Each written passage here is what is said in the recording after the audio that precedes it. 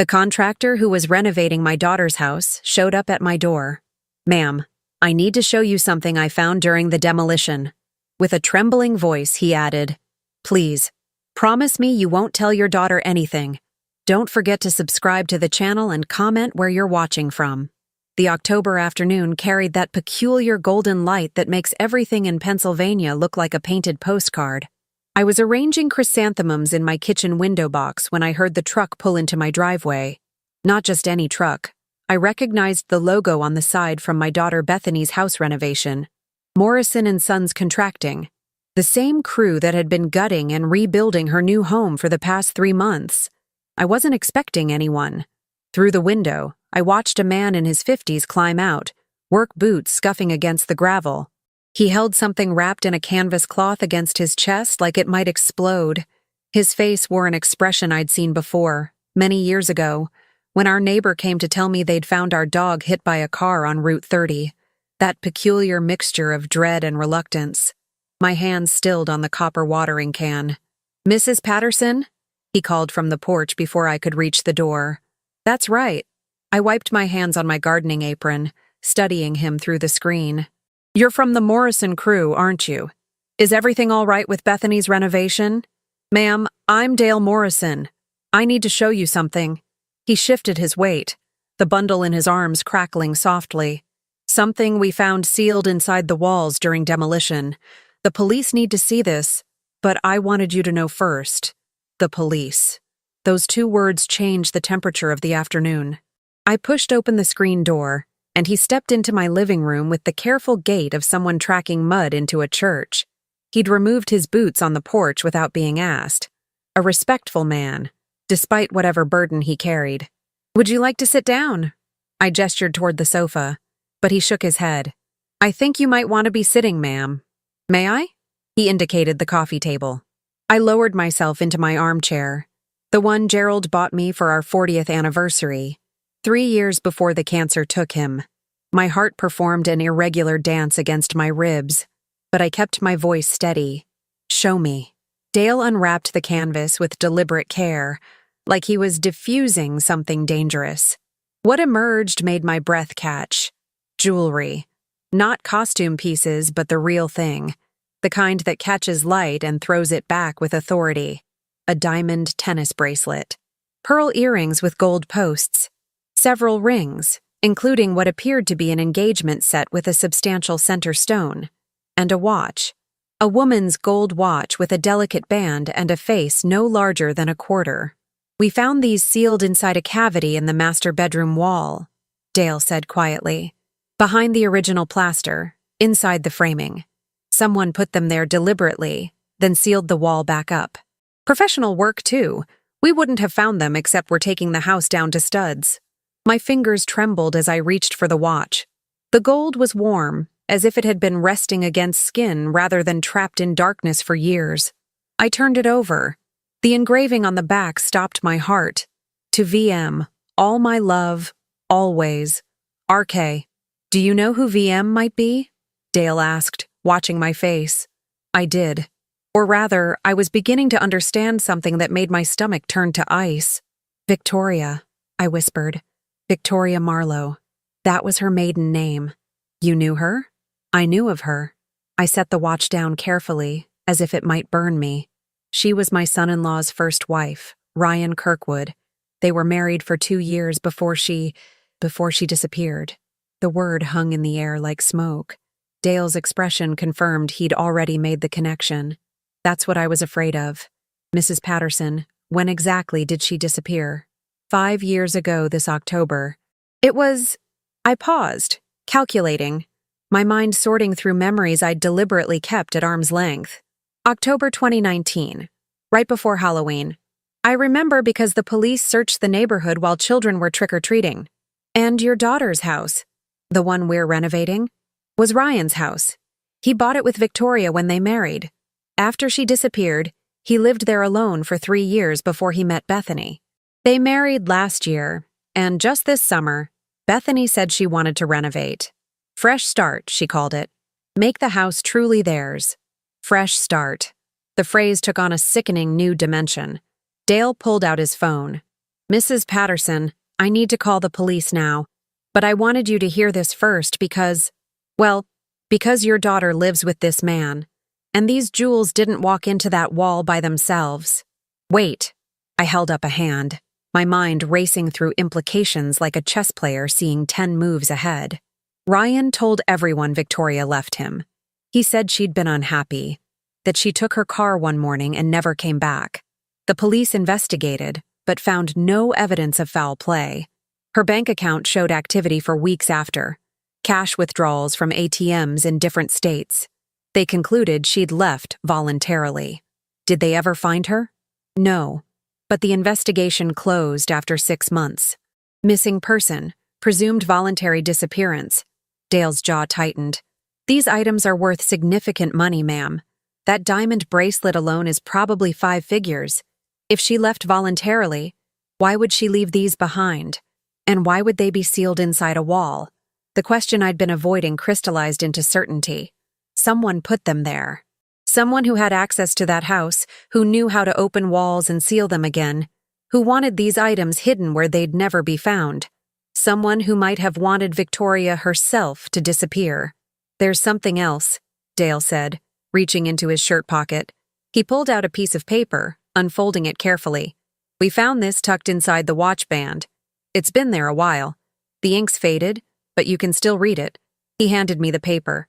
The handwriting was feminine, hurried, slanting heavily to the right as if written in distress. If anything happens to me, look at the finances.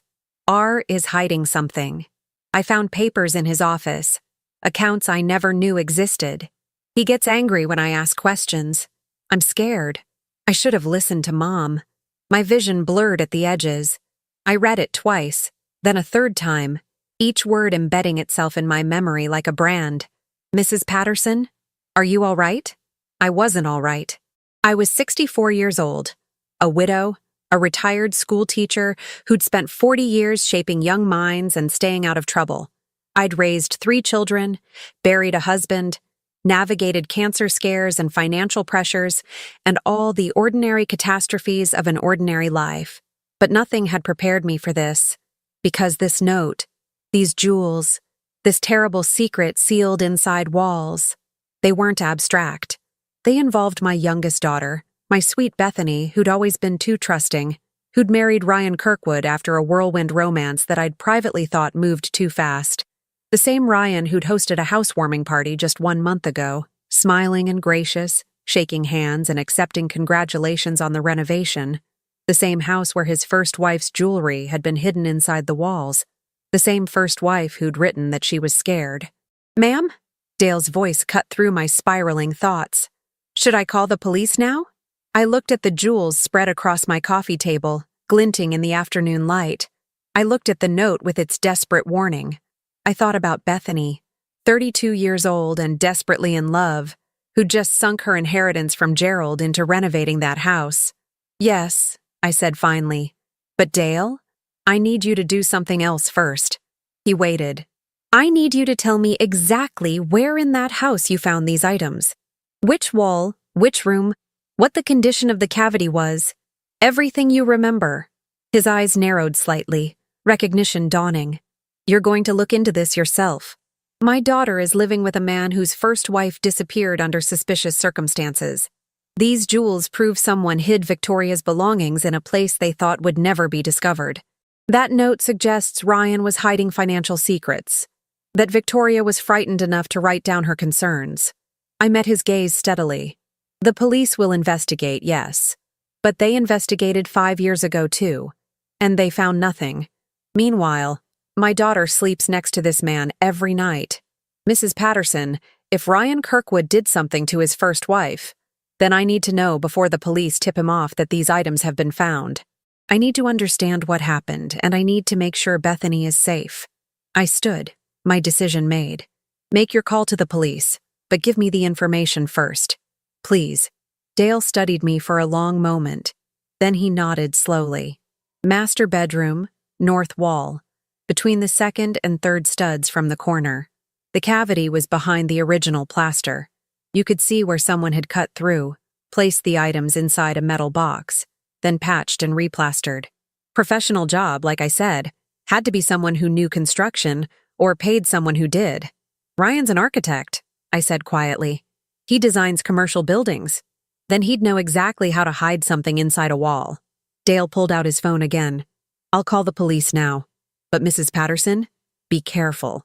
If this man killed his first wife and got away with it, he's dangerous. Smarter than he looks. I thought about Ryan's easy smile, his attentive manner with Bethany, the way he'd thanked me so graciously at the housewarming party for the antique mirror I'd given them, the way he'd kissed my cheek and called me Mom. That's what worries me most, I said. Dale made his call while I stood at the window, watching the golden afternoon fade toward evening. My reflection stared back at me from the glass, a woman on the wrong side of 60 with silver hair and worry lines, grandmother of 2, threat to no one. But I'd spent 40 years teaching high school English, and I'd learned something valuable in those decades. People underestimate women my age. They see gray hair and reading glasses and assume we're soft, confused, easy to dismiss. They're always surprised when we prove them wrong. Behind me, I heard Dale speaking to someone at the police station, his voice low and urgent. The jewelry sat on my coffee table like evidence at a trial. Beautiful, terrible, damning. I'd told Dale the police needed to see this, but what I hadn't told him was that I needed to see something else first. I needed to see Ryan Kirkwood's face when he learned what had been discovered. I needed to watch my daughter's reaction, gauge whether she knew anything, understand how deeply this secret ran. Because the walls had kept their secrets for 5 years. But now the walls were coming down, and whatever had been hidden was finally crawling into the light. And I was going to make certain that this time, the truth didn't disappear. The police arrived within the hour. 2 detectives, a woman in her 40s named Joan Johnson, and a younger man named Ethan Neal, who couldn't have been more than 30. They photographed the jewelry, bagged the note as evidence, and asked me questions I answered carefully, precisely, revealing only what I needed to reveal. Yes, I knew Ryan Kirkwood. He was married to my daughter Bethany. Yes, I'd known about Victoria's disappearance, but only what had been public knowledge at the time. No, Ryan had never discussed the details with me. We weren't that close. That last part was true, though not in the way they'd interpret it. Ryan and I had never been close because something about him had always felt rehearsed, like he was performing the role of son-in-law rather than living it. But I'd dismissed my unease as a mother's natural skepticism of the man who'd swept her daughter off her feet. Now I wondered if my instincts had been screaming warnings I'd refused to hear. "We'll need to speak with Mr. Kirkwood," Detective Johnson said as she tucked her notebook away. "And we'll have to inform your daughter about the discovery. This is now an active investigation." "When?" The question came out sharper than I'd intended. Johnson studied me with the practiced eye of someone who'd interviewed countless witnesses. "Tomorrow morning. We want to examine the house first, document the location where the items were found. Is there a reason you're concerned about the timing?" A dozen reasons, none of which I could articulate without sounding paranoid. "My daughter is 4 months pregnant," I said instead. "This kind of stress. We'll be as sensitive as possible, Mrs. Patterson. But if there's any possibility that Mr. Kirkwood was involved in his first wife's disappearance, your daughter needs to know." After they left, I sat in the growing darkness of my living room and did what I'd always done when facing a problem. I made lists. What I knew, Victoria had disappeared. Her jewelry and a frightened note had been hidden inside walls. Ryan had lived in that house alone for 3 years after her disappearance before meeting Bethany. What I didn't know, everything else. I needed to understand who Victoria Marlowe had been. I needed to see those financial records she'd mentioned in her note. I needed to know if Ryan had alibis, if there'd been any real investigation, if anyone else had suspected what I was beginning to suspect. But most urgently, I needed to talk to Bethany before the police did. I called her cell phone. It rang 4 times before going to voicemail. I tried again. Same result. Then my phone buzzed with a text. "Can't talk now, Mom. Ryan and I are at dinner with his boss. Everything okay?" My fingers hovered over the screen. Nothing was okay, but I couldn't explain in a text message that her husband might be a murderer. "Fine, sweetie. Call me tomorrow morning?" "Important." "Sure. Love you." I set the phone down and stared at it like it might offer answers. Tomorrow morning. The police would reach them tomorrow morning, and I'd have lost any chance to prepare Bethany, to gauge Ryan's reaction myself, to control how this information emerged. Unless I didn't wait. The thought crystallized quickly. Ryan's boss.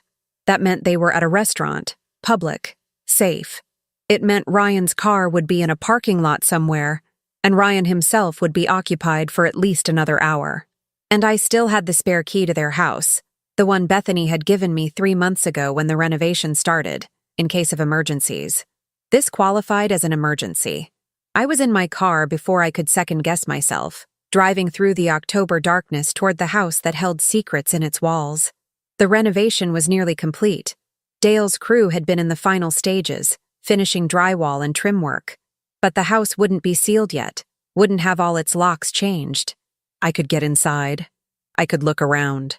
I could see Ryan's office, find whatever Victoria had found that made her write that terrified note. The house sat on 3 acres at the end of a private road, surrounded by oak trees that had dropped most of their leaves. In the darkness, it looked skeletal, exposed, with gaps where windows hadn't been reinstalled yet. I parked a quarter mile away and walked, grateful for the moonless night and my dark jacket. The spare key worked in the side door. Inside, the house smelled of joint compound and fresh paint. I used my phone's flashlight sparingly, keeping it pointed at the floor as I oriented myself. The layout had changed with the renovation, but I remembered the bones of the original structure. Ryan's office had been on the first floor, rear of the house, overlooking what had been Victoria's garden. Was still Victoria's garden, I supposed, though Bethany had plans to tear it out and install a play area for the baby. The office door stood open. Inside, the space had been gutted and rebuilt. New built-in shelves, new desk area, new everything. But the filing cabinet in the corner looked original, a heavy metal unit that had probably been too cumbersome to move. I tried the drawers. Locked. Of course they were locked. Ryan was an architect. He understood security. But he also understood convenience, and people who lock filing cabinets often hide keys nearby. I ran my hands along the underside of the desk, the back of the cabinet, the window ledge. Nothing. Then I noticed the baseboard beneath the cabinet, slightly loose, as if it had been removed and replaced repeatedly. I pried it up with the edge of my car key. Behind it, a small magnetic box held 2 keys. The first key opened the filing cabinet. The second opened a locked drawer inside. Inside that drawer, I found what Victoria had found: bank statements for accounts I knew Bethany had never mentioned, investment portfolios in Ryan's name only, and a folder labeled VM Personal, Victoria Marlowe's initials. My hands shook as I pulled out the folder. Inside were documents I photographed quickly with my phone. Victoria's life insurance policy, with Ryan as beneficiary. $500,000. A copy of her death certificate, issued 3 years after her disappearance, declaring her legally dead. And a letter from an attorney, dated 6 months after Victoria's disappearance, confirming that Ryan had successfully accessed her trust fund through power of attorney documents she'd supposedly signed before disappearing. Victoria had been worth money, significant money, and Ryan had collected every penny after she vanished. I was photographing the last document when I heard it, a car door slamming outside. My heart stopped. I killed my phone's flashlight and listened. Voices. Bethany's laugh, bright and happy. Ryan's deeper rumble in response. They were home early. I shoved the documents back into the folder back into the drawer, locked everything with fumbling fingers. The baseboard went back into place just as I heard the front door open. "Surprised they finished the drywall so fast," Bethany was saying. "Dale said they might not get to it until next week. I paid extra for the rush job." Ryan's voice grew closer. "Wanted to surprise you." I was trapped. The office had only one door, and it opened onto the main hallway. The window behind me was new construction, probably sealed and definitely too high to exit quietly. And any second now they'd walk past the office, or worse, come inside. I pressed myself against the wall beside the door, hardly breathing. Through the gap, I could see them moving through the house, Bethany's hand resting on her small baby bump, Ryan's arm around her shoulders. Let me just grab those contracts from my office, Ryan said. Then we can head upstairs. No, no, no, no. His footsteps approached. I had maybe 3 seconds before he reached the doorway, before he'd see me standing in his office like a thief in the night, which, to be fair, was exactly what I was. But then Bethany called out, "Ryan? The kitchen faucet is dripping again. I thought Dale fixed it." Ryan stopped just outside the office door. I could see his shadow on the hallway wall, frozen in indecision. "I'll check it," he said finally. "Contracts can wait until morning." Their footsteps receded toward the kitchen. I didn't wait. I slipped out of the office, down the hallway, and out the side door with the silence of someone who'd learned long ago how to navigate a house at night without waking children. I was in my car, hands gripping the steering wheel, when my phone buzzed. A text from an unknown number. "I know what you're doing. Stop now, or you'll regret it." My blood turned to ice. I stared at the screen, reading the words again and again. Who had sent this? How did they know I'd been in the house? Unless someone had been watching. Unless I hadn't been as careful as I'd thought. I looked back at the house, at the windows glowing warm against the dark trees. Everything looked peaceful, normal, safe. But someone knew. Someone was warning me off. And that meant I was onto something worth protecting. I drove home through streets that suddenly felt menacing, checking my rearview mirror for headlights that might be following. My phone buzzed twice more, but I didn't look at it until I was safely inside my house with every door locked and every curtain drawn. The first message was from Detective Johnson. "Mrs. Patterson, we need you to come to the station tomorrow at 9 a.m. We have questions about your relationship with Ryan Kirkwood." The second message made my stomach drop. "Mom, Ryan just told me the police called. They found something at the house? What's going on? Why didn't you tell me?" I'd run out of time. The investigation was accelerating faster than I'd anticipated, and I'd made a critical mistake. I'd underestimated how quickly news would spread, how connected the players in this game really were. But I'd also found something crucial. Victoria hadn't just disappeared. She'd been worth $500,000 in life insurance, plus a trust fund that Ryan had accessed after her death was declared. That was motive. Clear, simple, damning motive. The question was, had Ryan acted alone? Or was someone helping him? Someone who was now sending me threatening texts? I looked at the photographs I'd taken, the evidence of financial documents that proved Ryan had benefited enormously from Victoria's disappearance. Evidence that might not be admissible in court since I'd obtained it illegally, but evidence nonetheless. Evidence I now had to protect, because someone knew I had it. I backed up the photos to 3 separate cloud accounts, emailed them to myself, and saved them on a USB drive that I tucked into my jewelry box. Then I sat down and composed a careful text to Bethany. "Sweetie, there's been a development in Victoria's disappearance. The police will want to talk to all of us. I know this is frightening, but I need you to trust me. Whatever you hear tomorrow, please call me before you react. I love you, and I will always protect you." Her response came immediately. "You're scaring me, Mom." "I know, but I need you to be smart now, not scared. Promise me you'll call before you do anything tomorrow." 3 dots appeared, disappeared, appeared again. Finally, "I promise."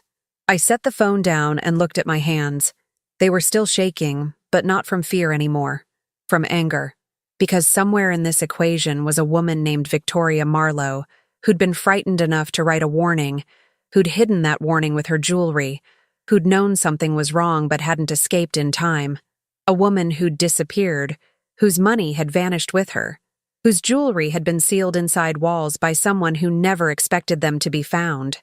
I thought about Bethany, 5 months pregnant, sleeping next to a man who might have murdered his first wife for money. And I thought about that threatening text, the warning to stop investigating. Someone wanted me to back off. Someone thought I was weak, or frightened, or too old to be a threat. They were about to learn otherwise. Tomorrow, the police would interrogate Ryan. Tomorrow, Bethany would learn about the jewelry and the note. Tomorrow, this secret that had been buried for 5 years would finally claw its way into the light. But tonight, I was going to do something that investigators and police had failed to do 5 years ago. I was going to find Victoria Marlowe. or what was left of her. I didn't sleep that night. Instead, I sat at my kitchen table with my laptop and a pot of coffee, doing what any former librarian's daughter knows how to do: research. Victoria Marlowe had left digital breadcrumbs everywhere, if you knew where to look. Her social media accounts had been deactivated shortly after her disappearance, but the internet never truly forgets.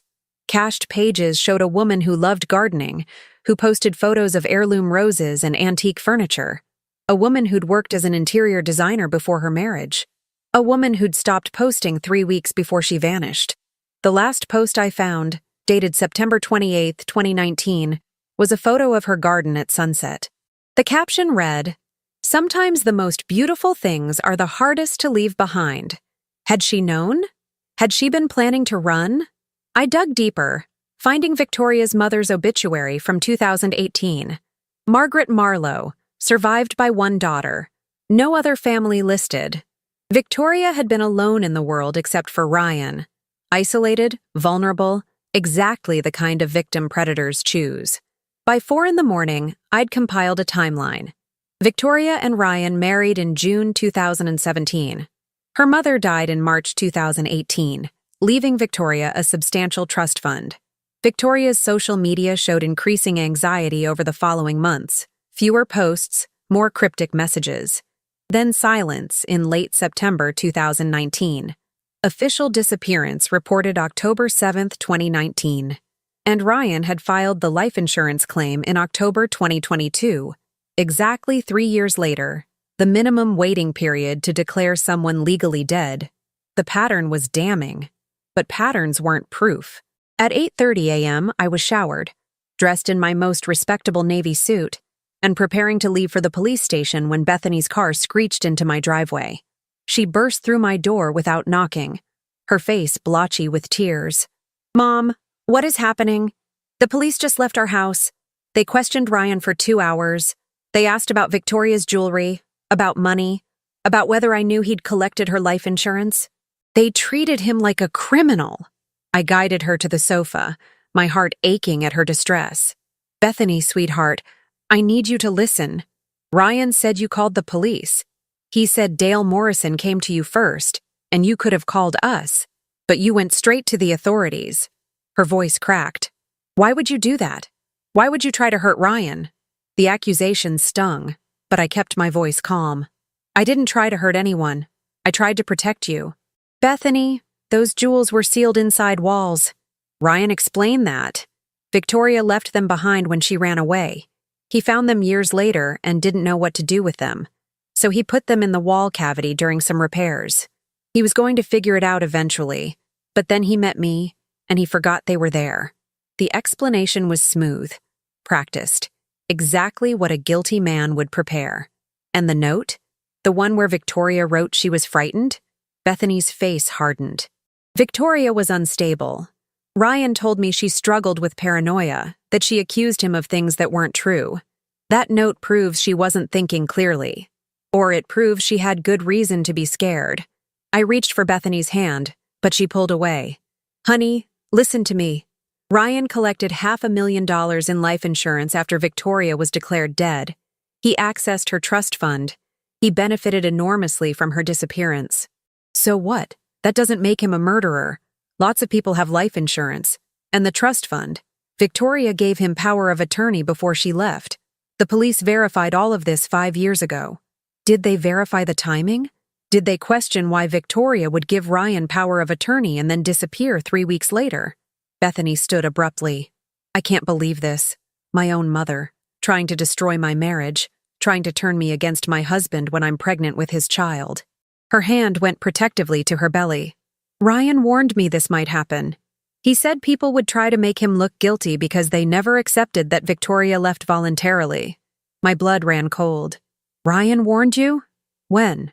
"Last night after we got home.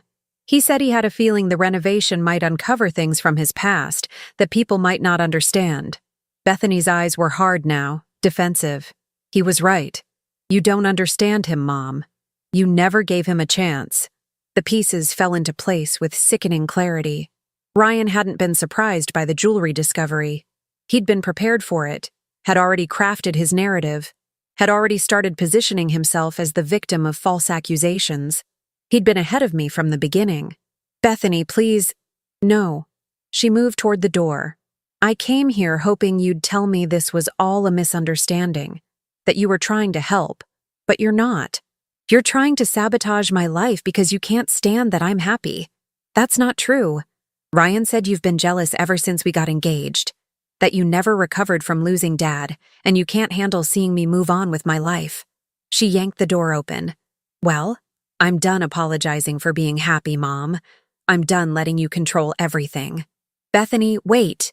But she was gone, her car spraying gravel as she tore out of my driveway. I stood in the doorway, watching her leave, my heart splintering. Ryan had turned my daughter against me with surgical precision. He'd anticipated every move, prepared every counter-argument, poisoned the well before I could present evidence. He was better at this than I'd realized. My phone buzzed. "Detective Johnson. Mrs. Patterson, we need to reschedule. Something's come up. I'll call you this afternoon." Something's come up. That could mean anything. Or it could mean Ryan's lawyer had already intervened, had already started throwing up roadblocks. I was still standing there, paralyzed by the realization of how badly I'd miscalculated, when a silver sedan pulled into my driveway. A woman in her 60s emerged, wearing expensive casual clothes and dark sunglasses despite the overcast morning. "Lucille Patterson?" She approached with the confident stride of someone used to being obeyed. "Yes? My name is Diane Hartley. I was Victoria's godmother." She removed her sunglasses, revealing sharp blue eyes. "We need to talk about what you found in that house." I ushered her inside, my mind reeling. Victoria's godmother. Someone who'd known her, who might have answers. Diane settled on my sofa with the easy grace of old money. "I saw the news this morning. They're calling it a development in Victoria's case. But I know what was found. Dale Morrison's wife is my tennis partner. Small town, you know how it is. You knew Victoria well? I was her mother's best friend. Margaret and I grew up together. When she died, Victoria was devastated. I tried to be there for her, but Ryan..." She paused, choosing words carefully. "Ryan didn't encourage outside relationships. He isolated her, slowly but systematically. By the end, Victoria barely took my calls. Did she ever tell you she was afraid? Not in so many words. But 3 weeks before she disappeared, she came to my house. It was the first time I'd seen her in months." Diane's hands tightened on her purse. She looked terrible. Thin, anxious, jumping at shadows. She said she needed to tell someone something, in case anything happened to her. My breath caught. "What did she tell you?" "She said Ryan was stealing from her trust fund, that she'd discovered accounts she'd never authorized, transfers she'd never approved. When she confronted him, he convinced her she was confused, that the medications she was taking for anxiety were affecting her memory. Was she taking medication? Ryan said she was, but I never saw evidence of it, and Victoria swore to me she wasn't taking anything." Diane leaned forward. "Lucille, I think Ryan was gaslighting her, making her doubt her own sanity so no one would believe her if she spoke up. The technique was classic, insidious. Did you tell the police this?" "Of course. But Ryan had documentation, prescription records, doctor's notes, all showing Victoria was being treated for paranoid anxiety. The police treated her concerns as delusions." Diane's voice hardened. "And then she vanished, and everyone accepted Ryan's story that she'd run away. But you didn't believe it. Not for a second. Victoria loved her mother's house, her garden, her work. She wouldn't have abandoned everything without a word to me. She pulled a manila envelope from her purse. That's why I kept digging, and that's why I need to show you something." Inside the envelope were bank statements, copies, not originals. Accounts in Ryan's name, showing large deposits in the weeks following Victoria's disappearance. "Where did you get these?" "I have a private investigator on retainer. He's been watching Ryan for 5 years. Diane tapped one statement. "Look at the dates. October 15th, 2019. A deposit of $75,000. November 3rd, another $50,000. December 2nd, $30,000 more. Victoria's trust fund." "Exactly. Ryan drained it systematically after she disappeared, using the power of attorney she supposedly signed. But here's the interesting part. She pulled out another document, a handwriting analysis report. I had an expert examine that power of attorney. The signature isn't Victoria's. It's a forgery. The room tilted. You have proof Ryan forged her signature to steal her money? I have a private expert's opinion, which isn't the same as legal proof. But yes, Diane's smile was grim. I've been waiting 5 years for evidence strong enough to force the police to reopen this case. Those jewels you found? That's my evidence. Why are you telling me this? Why not go straight to the police? Because the police didn't listen 5 years ago, and they're not listening now. Ryan's lawyer called my investigator this morning, threatening legal action if we continue harassing his client. Someone with connections is protecting Ryan, Lucille. Someone who doesn't want this case examined too closely. Who? That's what I need to find out. But I can't do it alone. I'm an old woman with money but no legal standing. You're the grandmother of Ryan's unborn child. You have access to your daughter, to the house, to Ryan himself. She met my eyes steadily. We need to work together. The offer was tempting, but I hesitated. My daughter just left here believing I'm trying to destroy her marriage. Ryan's turned her against me completely. Then we get her back. But first, we prove Ryan killed Victoria. Diane's voice was steel wrapped in silk. I know you broke into that house last night. I know you photographed Ryan's files. My investigator was watching the property. My heart stopped. Your investigator sent that threatening text. No. Her expression darkened. That wasn't us. Which means someone else was watching too. Someone who wants you to stop investigating. The implications crashed over me. If Diane's investigator was watching, and someone else was also watching, that meant Ryan wasn't working alone. He had an accomplice, someone monitoring the situation, someone who'd warned me off. Who would help him? I asked. That's the question, isn't it? Diane stood, preparing to leave. I'm staying at the Morrison Inn on Route 30, room 214. When you're ready to find answers, come find me. But Lucille? Be careful who you trust. Someone in your circle is protecting Ryan Kirkwood. After she left, I sat in the growing morning light, my mind racing through possibilities. Who would protect Ryan? Who had enough connections to influence a police investigation? My phone rang. Detective Johnson. Mrs. Patterson, I need to inform you that we're suspending the investigation into the jewelry found at the Kirkwood residence. What? Why? Mr. Kirkwood has provided satisfactory explanations for all physical evidence. The note you found has been determined to be consistent with Victoria Marlowe's documented mental health struggles. And the jewelry itself, while valuable, doesn't prove foul play. But the life insurance, the trust fund, were all legally obtained through proper channels. Mrs. Patterson, I understand you're concerned for your daughter, but Mr. Kirkwood has cooperated fully with our investigation. There's no evidence of wrongdoing. No evidence? My voice rose. A woman disappeared, and her jewelry was sealed inside walls. By her husband, who admits he made a poor decision in a moment of grief and confusion. That's not a crime. Johnson's voice softened. Mrs. Patterson, Mr. Kirkwood has retained an attorney. That attorney has made it clear that any further harassment of his client will result in legal action. I'm advising you as a courtesy to step back from this situation. She hung up before I could respond. I stared at the phone, understanding crystallizing into certainty. Someone with influence had shut down the investigation. Someone with the power to make detectives back off, to make evidence disappear, to protect Ryan from scrutiny. And that someone had just sent me a very clear message: stop digging or face consequences. But they'd made a critical mistake. They'd threatened my daughter. They'd threatened my grandchild. And I'd spent 40 years teaching teenagers that bullies only win if you back down. I pulled out the USB drive with Ryan's financial documents, the photos of Victoria's fearful note, the evidence I'd illegally obtained but meticulously preserved. Then I drove to the Morrison Inn, to room 214, where Diane Hartley was waiting. Because if the police wouldn't investigate Ryan Kirkwood, then I would. And this time, I wouldn't stop until I found the truth. Or until the truth destroyed us all.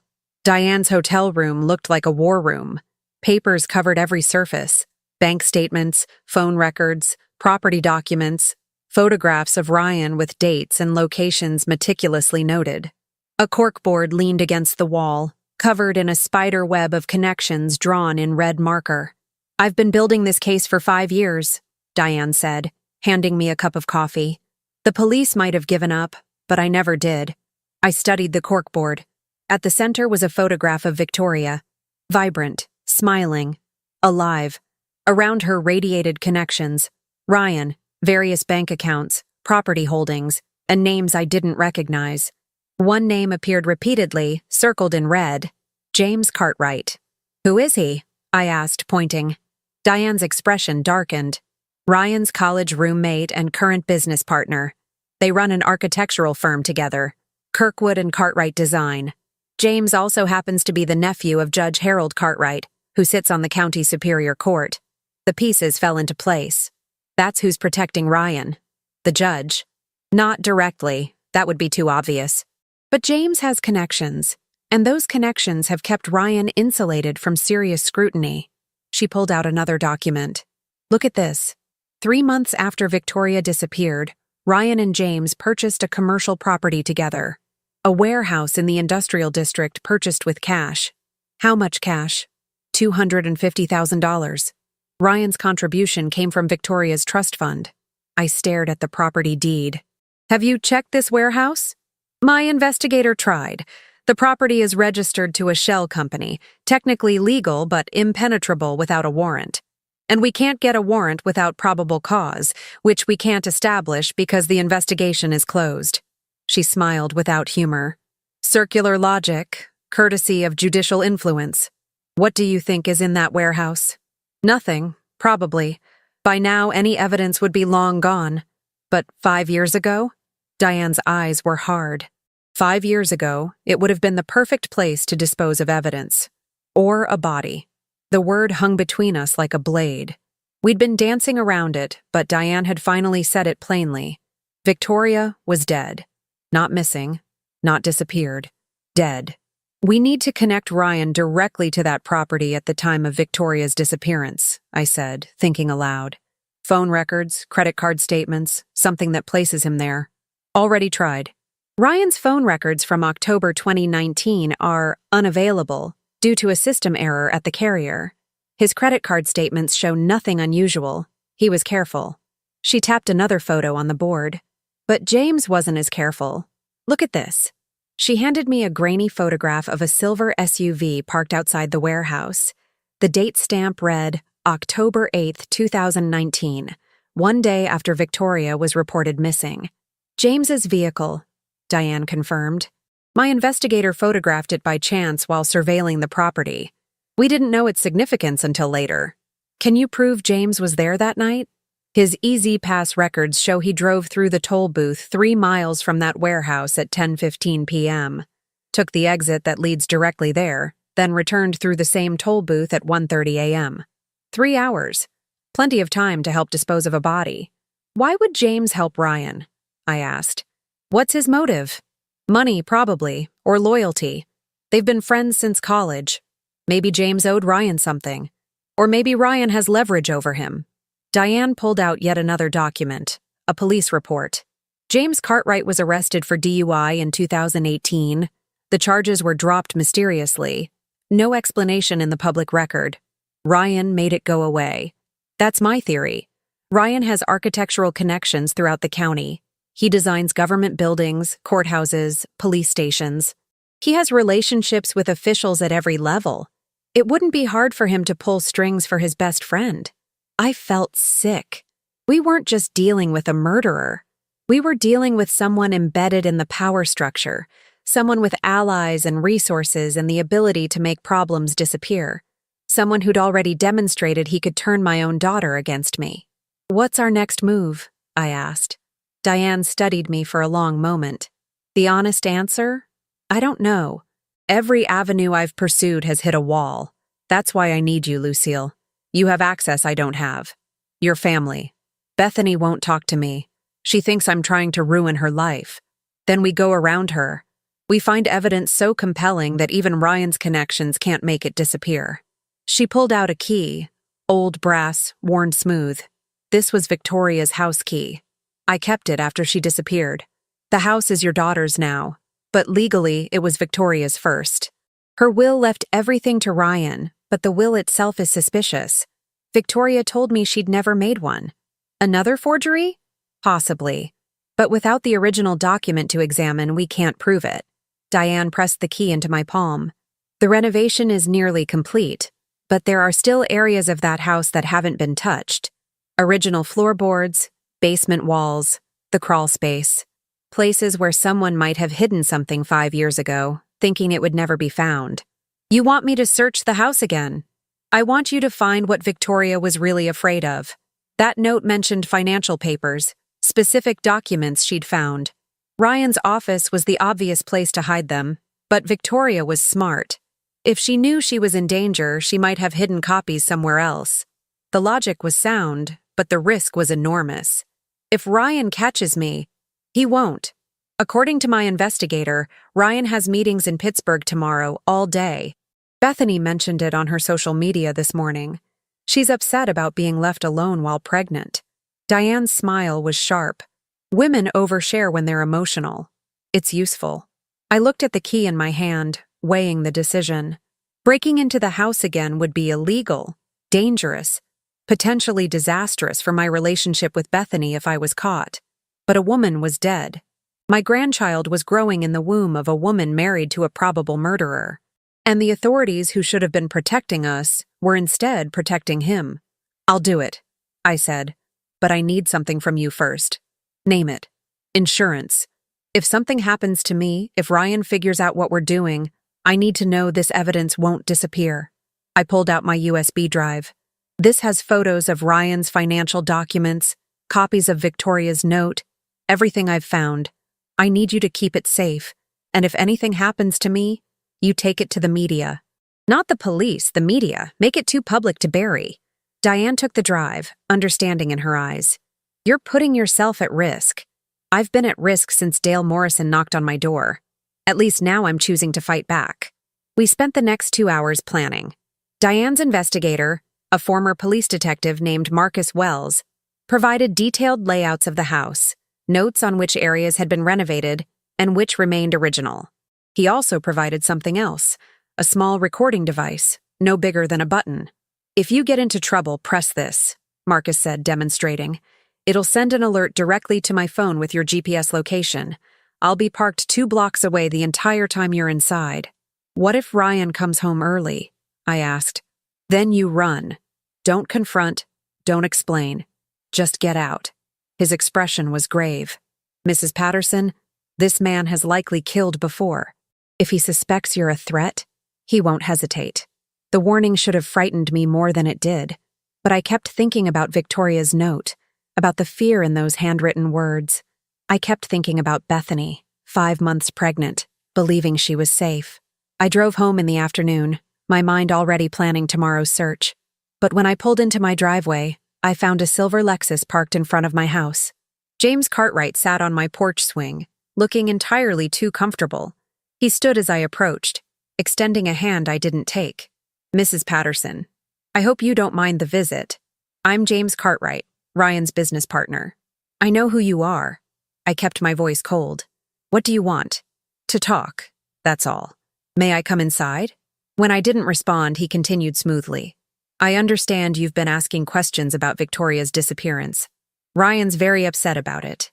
So is your daughter. I'm looking for the truth. The truth is that Victoria Marlowe was a troubled woman who left her husband and disappeared. The truth is that Ryan has moved on, built a new life with your daughter, and doesn't deserve to have his past weaponized against him.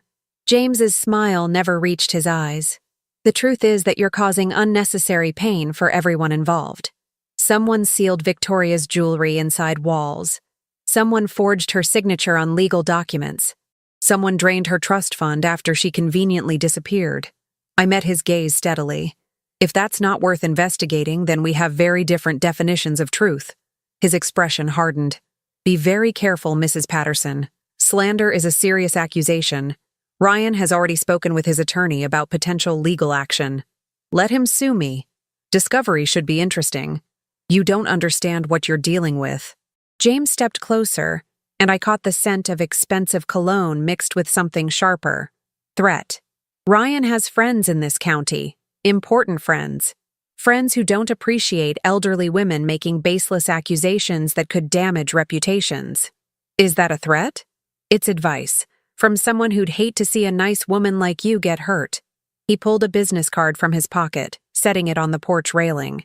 If you remember anything about Victoria, anything at all, give me a call. Ryan wants closure as much as anyone. He walked to his car, then turned back. Oh, and Mrs. Patterson? That investigator following me around? Tell Diane Hartley that harassment goes both ways. My uncle takes a very dim view of private citizens interfering in closed cases. He drove away, leaving me standing on my porch with my hands shaking and rage burning in my chest. They knew about Diane. They knew about Marcus Wells. They knew we were investigating, and they'd sent James to deliver a warning wrapped in pleasantries. But they'd also made a mistake. They'd shown their hand. If they weren't worried, they wouldn't have sent someone to threaten me.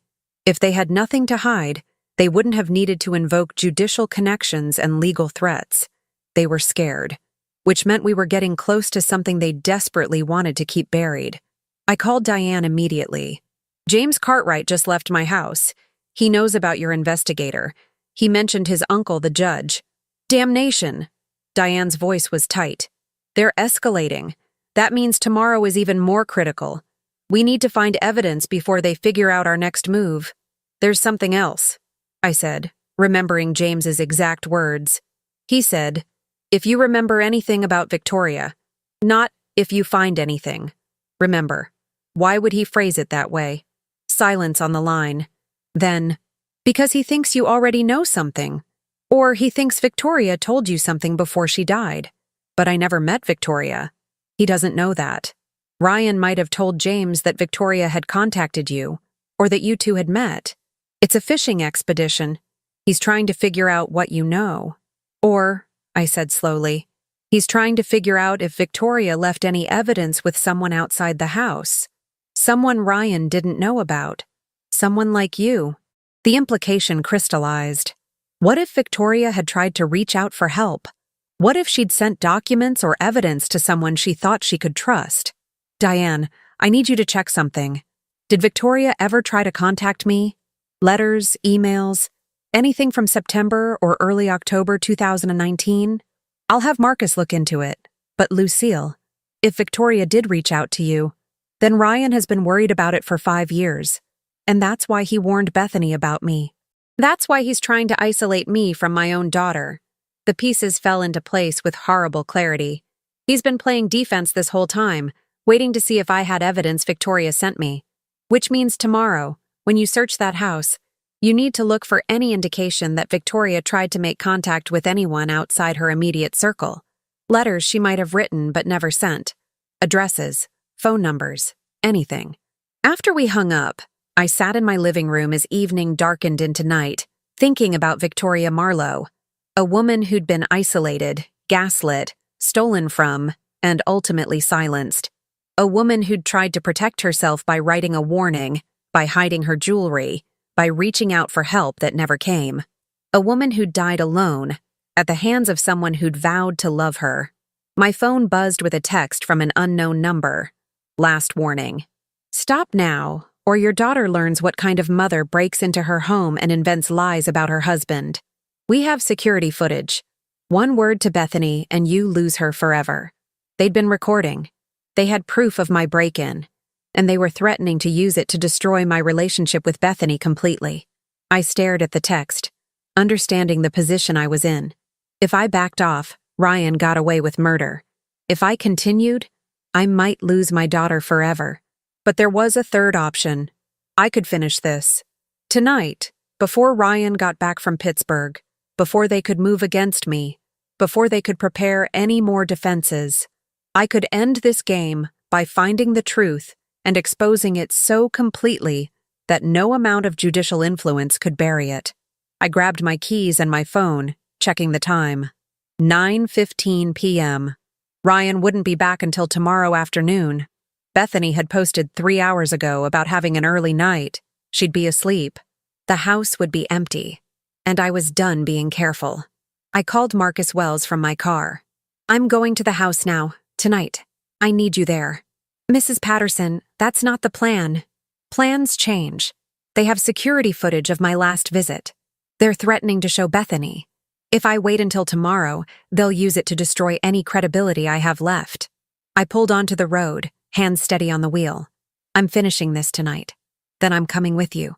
Don't enter that house alone. 20 minutes later, I parked 3 blocks away and walked through the October darkness toward the house that held all of Victoria's secrets. Marcus met me at the corner, a shadow with a flashlight. The security system was just installed this week, he said quietly. High-end, monitored remotely. But I've been watching their patterns. The system arms at 10 p.m., but there's a 3-minute delay on the motion sensors to allow for exit. If we're in and out within that window, we won't be. I need time to search properly. I showed him Victoria's key. This opens the basement door, the entrance that wasn't changed during renovation. No alarm on that access point yet. Marcus studied me with new respect. You've been planning this. I've been teaching teenagers for 40 years. I know how to think 3 steps ahead. The basement door opened silently. Inside, the smell of damp concrete and old wood wrapped around us. Marcus swept his flashlight across the space. Original stone foundation, wooden support beams, boxes stacked in corners. What are we looking for? He asked. Anything Victoria might have hidden? Documents, letters, evidence Ryan didn't find. I moved toward the far wall, where the stones looked older, more weathered. She knew she was in danger. She hid her jewelry in the walls. She might have hidden other things too. We searched methodically. Marcus examined the support beams for hollow spaces while I checked behind boxes, inside old furniture, beneath loose floorboards. 30 minutes passed. Then 45. Nothing. Mrs. Patterson, Marcus said finally, we need to leave soon. If they're monitoring remotely... Wait. I'd found something. A loose stone in the foundation wall, different from the others. Behind it, a small cavity.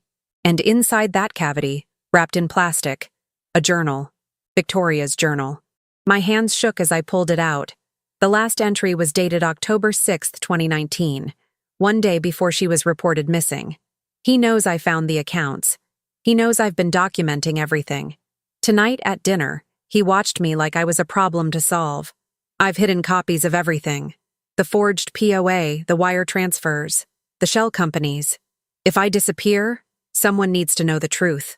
I tried to mail documents to Ryan's mother-in-law-to-be, Lucille Patterson, but I'm not sure they reached her. Ryan monitors my mail now. He monitors everything. I'm trapped in this house with a man who's stolen my inheritance and is planning to... The entry stopped mid-sentence. I felt sick. She'd tried to reach me. 5 years ago, Victoria had tried to send me evidence, and I'd never received it. Ryan must have intercepted the package. Look at this, Marcus said sharply. He'd found something else. A metal lockbox hidden in the crawl space. Inside, documents. Bank records showing wire transfers from Victoria's trust fund to offshore accounts. A forged power of attorney with Victoria's signature. Clearly fake when compared to her journal handwriting. Life insurance applications with beneficiary changes Victoria had never authorized. Evidence. Real, tangible, damning evidence. We need to get this out of here, Marcus said.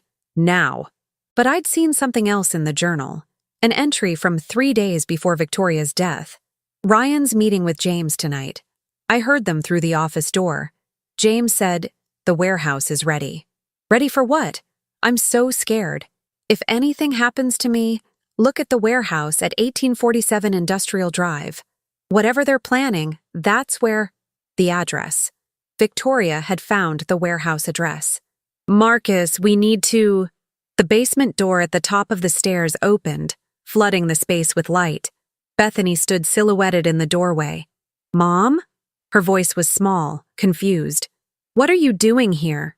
I froze, the journal still in my hands, caught absolutely and completely. Bethany, I can explain. You broke into my house. She descended the stairs slowly, one hand on her belly, her face a mask of betrayal. Ryan said you might, but I didn't believe him. I told him you'd never do something like that. Honey, listen to me. No. Her voice cracked. You listen. Ryan came home early from Pittsburgh. He said he had a bad feeling, that he thought you might try something desperate. He called me, asked me to check the house, and here you are in my basement, stealing things. I'm not stealing. Victoria wrote this journal. She documented everything Ryan did. The forgery, the theft, the... Stop. Bethany's hands went to her ears. I don't want to hear any more lies about Ryan. He's been nothing but good to me, and you can't stand it. You can't stand that I have a husband and a baby and a life that doesn't revolve around you. Marcus stepped forward carefully. Ms. Kirkwood, I'm a private investigator. Your mother isn't lying. The evidence in this journal? Evidence you obtained illegally. Ryan's attorney already explained it to me. Anything you find breaking into our home is inadmissible in court. You're not helping anyone, Mom. You're just destroying your own credibility and our relationship. The words hit like physical blows. Ryan had prepared her perfectly, had anticipated every move, had coached her on exactly what to say to neutralize any evidence I found. But he'd made one critical mistake. He'd underestimated how well I knew my daughter. Bethany, I said quietly. Do you remember when you were 16 and you came home upset because Joan Brennan had spread rumors about you? Her face clouded with confusion at the subject change. What does that have to... You were devastated. You wanted to confront her, fight back immediately. But what did I tell you? That... She hesitated. That angry reactions prove you're guilty. That the truth comes out when you stay calm and let liars trap themselves. Exactly. I met her eyes steadily. Now think about Ryan's behavior over the past week. The moment that jewelry was found, before the police even contacted him, he came to you with explanations. He didn't wait to be accused. He prepared his defense immediately. Why? Because he knew people would assume the worst. Or because he knew he was guilty and needed to control the narrative before anyone else could. I held up the journal. Victoria wrote about trying to send me evidence 5 years ago. I never received it. Ryan monitors mail. Victoria says so right here. That means he intercepted whatever she sent me. Bethany's face was pale. That doesn't prove... At your housewarming party, when Ryan gave his speech, he thanked me for the antique mirror. Do you remember what else he said? He said... Her brow furrowed. He said it was nice to have family he could trust. Family who didn't keep secrets. Family who didn't keep secrets, I repeated. Why would he phrase it that way, unless he was worried about secrets? Unless he was making sure I understood that he was watching, that he knew if I tried to investigate. You're reading too much into... He told you I was jealous, that I couldn't handle your happiness, that I'd try to turn you against him. I took a step closer. Bethany, did he say those things before or after Dale Morrison found the jewelry? Silence. I watched understanding dawn slowly in my daughter's eyes. Before, she whispered, the night we came home from dinner, before we even knew about the jewelry, he said you might become a problem. Because he knew the renovation would eventually uncover what he'd hidden. He's been preparing his defense for weeks, maybe months, getting ahead of the story, positioning himself as the victim, turning you against anyone who might question him. I held out the journal. Read it, please. Victoria's own words. Then decide if I'm lying. Bethany took the journal with trembling hands. She read silently, her face growing paler with each page. Marcus and I waited, barely breathing. When she looked up, tears streamed down her face. This can't be real. Ryan wouldn't... The door at the top of the stairs opened again. Bethany? Ryan's voice, concerned and warm. Sweetheart, are you down there? I got home as fast as I could. He stopped halfway down the stairs, taking in the scene. Bethany with the journal, Marcus with the lockbox of documents, me with Victoria's evidence spread around us. His expression shifted so quickly I almost missed it. Concern melting into calculation, then into something cold and dangerous. Well, he said softly, I see Lucille has been busy. Ryan, Bethany's voice shook. What is this? Victoria wrote that you forged her signature, that you stole her money. Victoria was mentally ill, sweetheart. You can't trust anything she wrote. He descended the remaining stairs slowly, deliberately. That's why I didn't want you to see these things. I was trying to protect you from her delusions. Delusions? I held up the forged power of attorney. This signature is obviously fake. Any handwriting expert will confirm it. Will they? Ryan's smile was cold. Because the expert who examined it 5 years ago confirmed it was genuine. That expert was court-appointed, highly respected, absolutely credible. Your expert, if you even have one, is a private investigator working for Diane Hartley, who has a known grudge against me. He'd thought of everything. Of course he had. But so had I. You're right, I said. A private handwriting expert wouldn't be credible. But Victoria's journal entries from the past year, all in her handwriting, all dated, all documenting your crimes, those establish a clear pattern. And when combined with James Cartwright's EZ Pass records, showing him at the warehouse on Industrial Drive the night Victoria disappeared, they create a timeline that's hard to explain away. Ryan's expression flickered. You have no evidence I was at that warehouse. Actually, Marcus interjected, we do. Security footage from a convenience store 2 blocks away shows your vehicle driving toward that location at 9:43 p.m. on October 7, 2019. The same footage shows you returning at 2:17 a.m. It was a bluff. We had no such footage. But Ryan didn't know that. So what? He said, recovering quickly. I was checking on a business property. That's not a crime.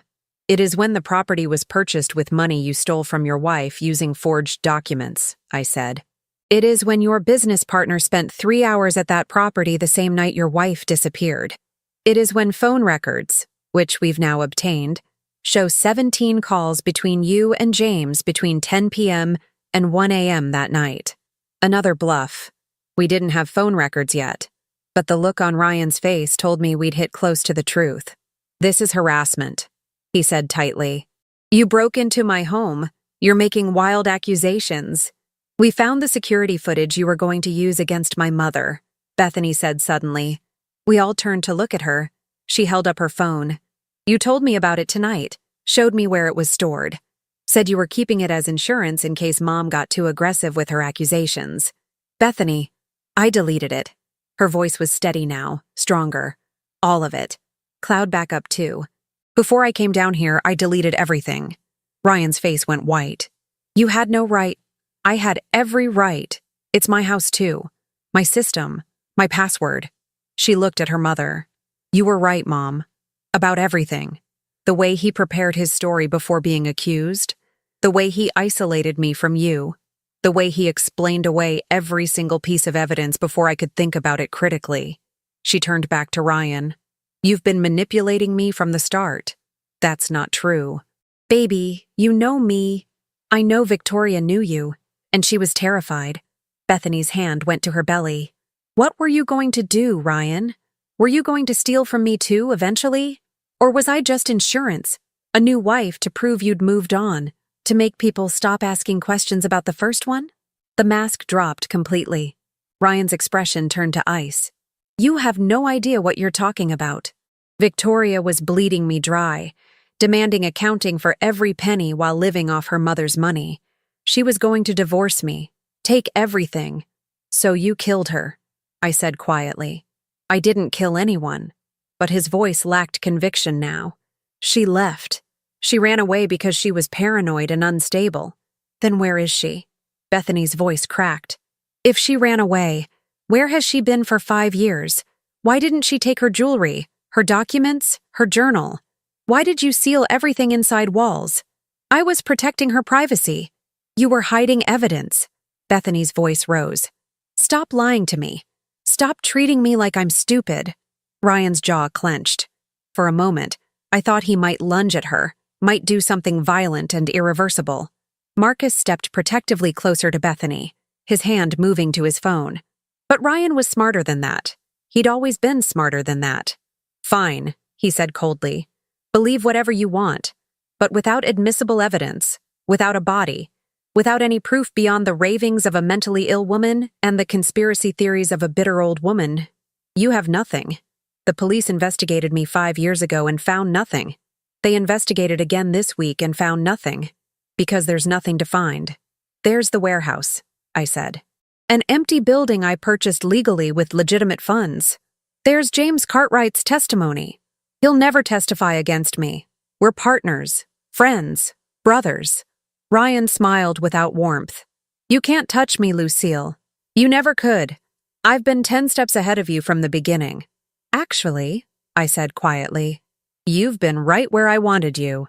I pulled out my phone, pressing the button that ended the recording I'd been making since the moment Ryan arrived. You just confessed that Victoria was going to divorce you and take everything. That's motive. You admitted to sealing her belongings in walls. That's consciousness of guilt. And you confirmed the warehouse purchase and your relationship with James. Ryan's face drained of color. That recording is inadmissible. You didn't inform me. This is a one-party consent state.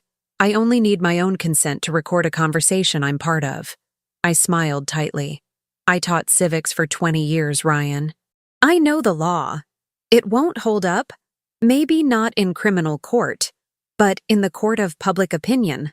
I forwarded the recording to 3 email addresses: Detective Johnson, the local news station, and a reporter Diane had contacted at the state newspaper. Let's see how many architecture clients want to work with someone accused of murdering his first wife. Ryan lunged forward, but Marcus was faster, stepping between us. I wouldn't, Mr. Kirkwood. Assault in front of witnesses is a crime even judges can't make disappear. For a long moment, Ryan stood frozen, rage and calculation warring on his face. Then he turned to Bethany. You're making a mistake. That baby you're carrying, our baby, deserves a father. Are you really going to destroy our family over the fantasies of a dead woman and an interfering old woman? Bethany looked at him for a long moment. Then she removed her wedding ring, setting it carefully on a nearby box. Get out of my house, she said quietly. Bethany, get out, now, before I call the police and tell them you're threatening my mother. Ryan stared at her, at all of us, his expression a mixture of fury and disbelief. Then, without another word, he turned and climbed the stairs. We heard the front door slam. A car engine started, tires on gravel, fading into the night. Only then did Bethany collapse. I caught her, holding my daughter while she sobbed against my shoulder. I'm so sorry, Mom. I should have listened. I should have known. Shh. You couldn't have known. He's been doing this for years. He's good at it. What if he comes back? What if he hurts us? He won't. I stroked her hair, just like when she was small. He's too smart for violence. He'll lawyer up, try to discredit the recording, try to salvage his reputation, but he won't come near us. Marcus was already on his phone. Detective Johnson, this is Marcus Wells. I'm at the Kirkwood residence with Lucille Patterson and Bethany Kirkwood. We have new evidence in the Victoria Marlowe case, including a recorded confession. You need to get here now.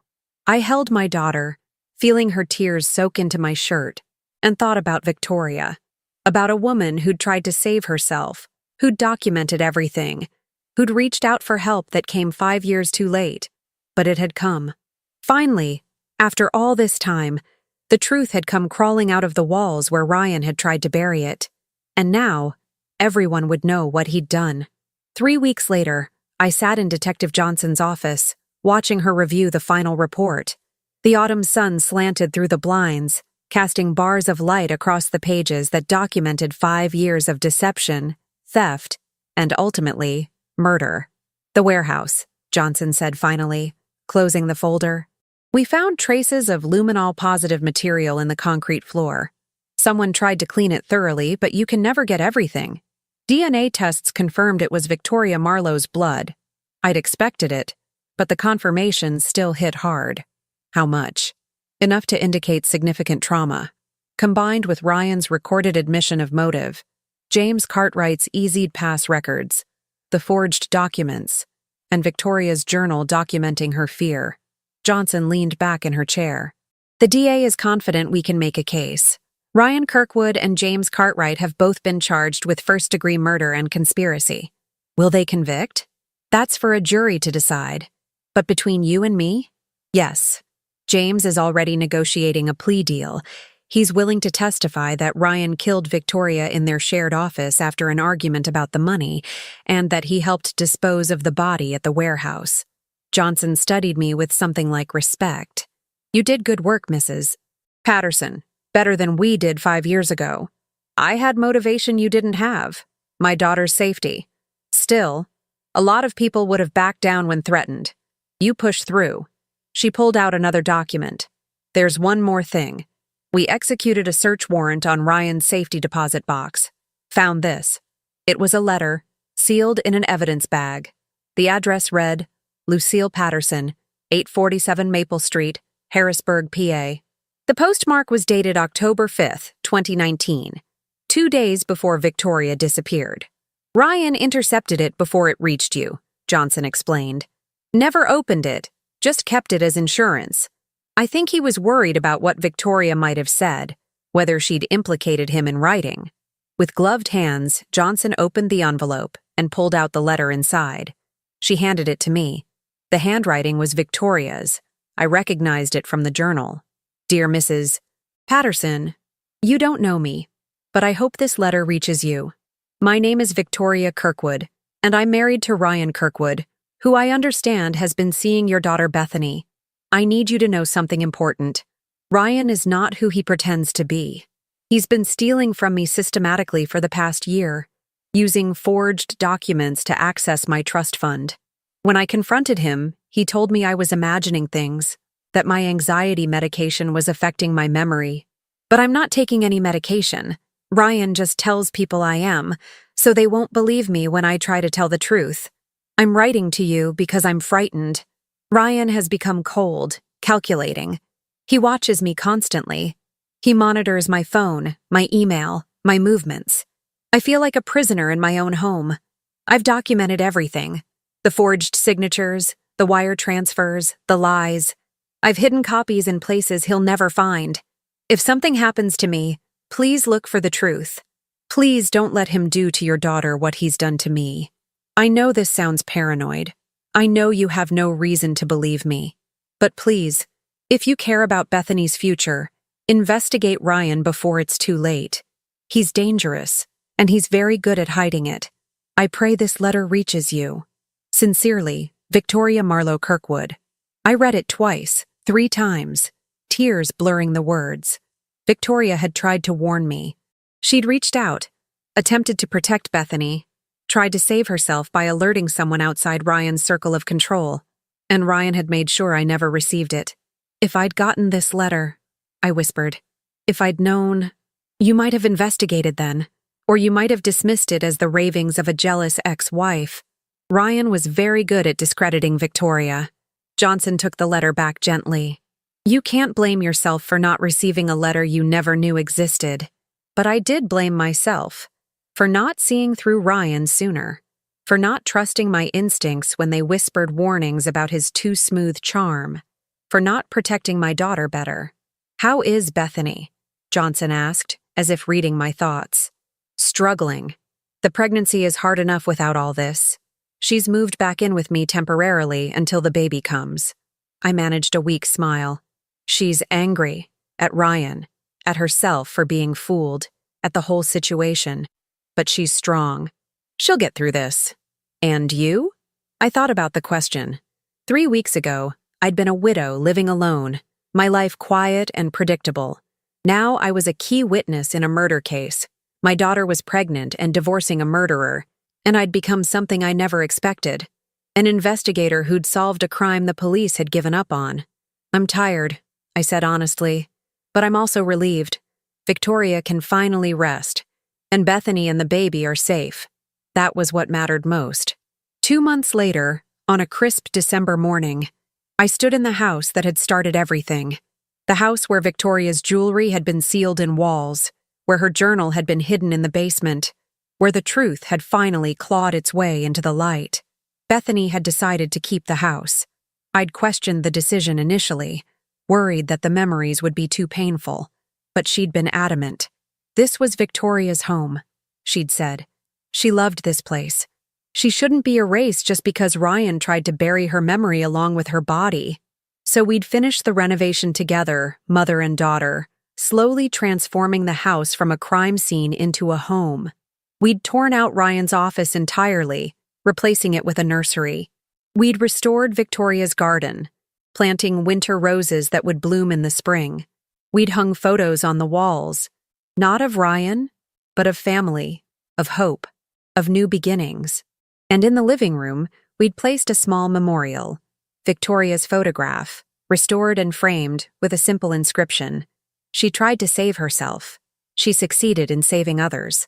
Diane Hartley had provided the photo, a candid shot of Victoria in her garden, smiling at some unseen joke, vibrant and alive. It was how we wanted to remember her.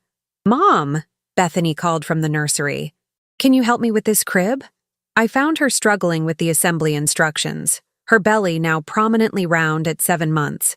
She'd cut her hair shorter, started seeing a therapist, begun rebuilding her life piece by careful piece. "Let me see." I took the instructions, studying the diagram.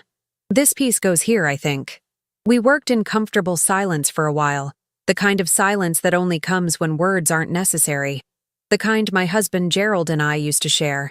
"I've been thinking," Bethany said finally, tightening a screw, "about what I want to name the baby. Oh, if it's a girl, and the ultrasound suggests it is, I'd like to name her Victoria. Victoria Lucille." She glanced at me. "After 2 women who wouldn't let the truth stay buried. Would that be okay?" My eyes burned with tears. "I think that would be perfect." We finished the crib together, then stood back to admire it. The room was painted a soft yellow, filled with light from the large windows. Victoria's roses were visible from here, sleeping in their winter dormancy, waiting for spring. "Do you ever wonder?" Bethany asked quietly. "What would have happened if Dale Morrison hadn't found that jewelry? If the walls had kept their secrets?" I thought about it. Ryan would have gotten away with it. He'd still be here, playing the devoted husband, waiting for another opportunity to steal or manipulate or worse. And I'd still be married to a murderer, completely ignorant. She shivered. "Mom, I was so blind. How did I not see it?" "Because he's had years of practice. Because he chose you specifically. Young, trusting, recently graduated, eager for a family. Because predators are good at hiding what they are." I turned to face her. "But you did see it eventually. When it mattered most, when I showed you the evidence, you chose to believe the truth over the lie. That takes courage. I almost didn't believe you. I almost chose him over you. But you didn't. And that's what matters." She was quiet for a moment. "I'm sorry, Mom. For the things I said, for pushing you away, for believing his lies about you being jealous or controlling. You were just trying to protect me and I—" "Stop." I took her hands. "You have nothing to apologize for. Ryan spent months poisoning you against me, preparing his defenses, manipulating your perceptions. You were a victim too. But you still came for me. Even when I pushed you away, even when I said terrible things, you kept investigating. You risked everything. You're my daughter. I would risk anything for you." I smiled. "That's what mothers do. We're stubborn that way." She laughed through tears, and we held each other in the nursery that had once been a murderer's office, in the house that had once held death, but now held new life. The trial began in February. I sat in the courtroom every day, watching Ryan's facade finally crack under the weight of evidence. James Cartwright testified about that October night, how Ryan had called him in a panic, how they'd wrapped Victoria's body in plastic, how they'd driven to the warehouse and buried her beneath fresh concrete that Ryan had ordered poured the next day. The warehouse had been demolished by then, part of a city redevelopment project. But the concrete core had been preserved as evidence, Victoria's DNA still readable in the spaces Ryan thought he'd cleaned so carefully. Ryan never took the stand. His attorney argued circumstantial evidence, unreliable witnesses, prejudicial media coverage. But the jury saw through it. They saw the forged documents, heard Victoria's words in her journal, listened to the recording of Ryan's own admission of motive. They saw what I'd seen, a man who valued money and appearances over human life. The verdict came down on a Tuesday afternoon. Guilty on all counts. First-degree murder, conspiracy, fraud, forgery. The judge sentenced him to life without parole. I didn't feel triumph. I felt exhausted relief, and a deep sadness for the woman who died alone and frightened in her own home. But I also felt something else. Vindication. Not for myself, but for Victoria. For the woman who'd tried so hard to save herself, who'd documented everything, who'd reached out for help in a letter that arrived 5 years too late but ultimately made all the difference. Her voice had finally been heard. Spring came, and with it, Victoria's roses bloomed. Bethany gave birth on a warm April afternoon to a healthy girl with dark hair and her mother's determined chin. We named her Victoria Lucille Patterson, though we called her Tori. Diane Hartley visited often, bringing gifts for the baby and stories about Victoria's childhood. Slowly, we pieced together the full picture of who Victoria Marlowe had been: a talented designer, a devoted daughter, a woman who loved beauty and flowers and old books, a woman who deserved better than the fate Ryan Kirkwood had given her. The house transformed under our care. Bethany opened a small interior design business, working from home so she could be with Tori.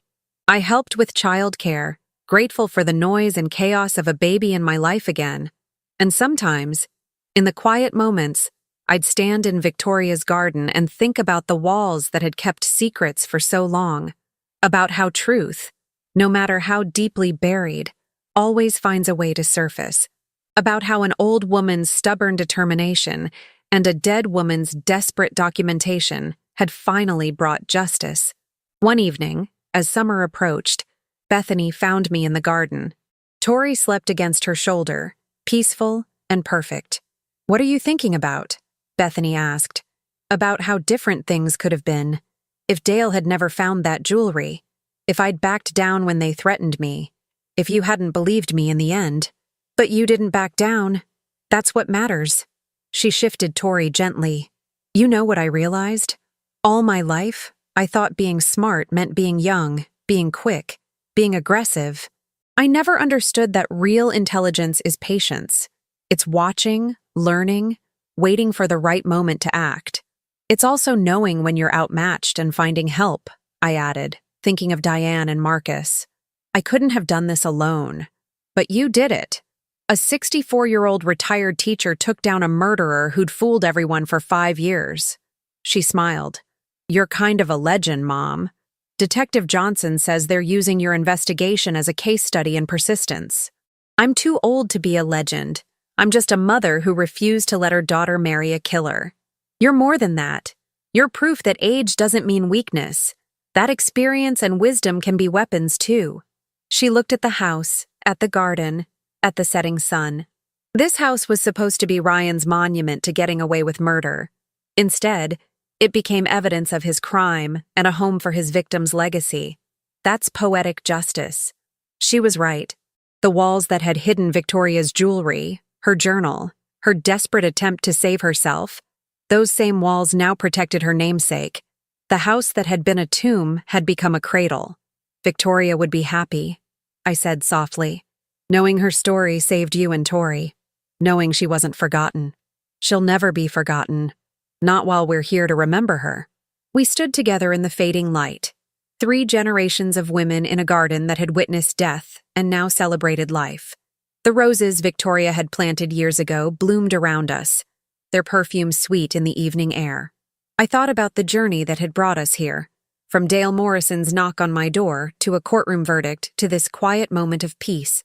I thought about the mistakes I'd made, the risks I'd taken, the relationship with my daughter that had been tested and ultimately strengthened. Most of all, I thought about Victoria Marlowe and the letter she'd written that I'd never received in time. The letter that said, "Please don't let him do to your daughter what he's done to me." I kept my promise. I whispered to the roses, to the memory of a woman I'd never met but had come to know through her words. I protected her. Both of them. Bethany looked at me curiously. "What promise?" "One I made to a ghost." I smiled, touching a perfect rose bloom. "Come on, let's go inside. Tori will want her dinner soon." We walked back to the house together, leaving the garden to its peaceful vigil. Behind us, Victoria's roses swayed in the breeze, keeping watch over the walls that no longer held secrets. Only memories now. Only truth. And that was enough. Now tell me, what would you have done if you were in my place? Let me know in the comments. Thank you for watching, and don't forget to check out the video on your screen right now. I'm sure it will surprise you.